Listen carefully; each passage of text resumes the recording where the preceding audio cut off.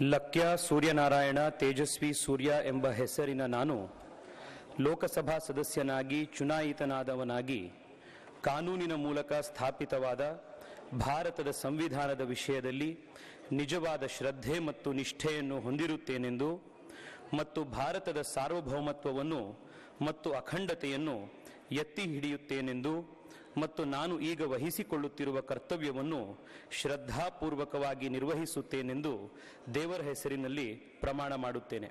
Bharat ಮಾತಾ ಕಿ ಜೈ.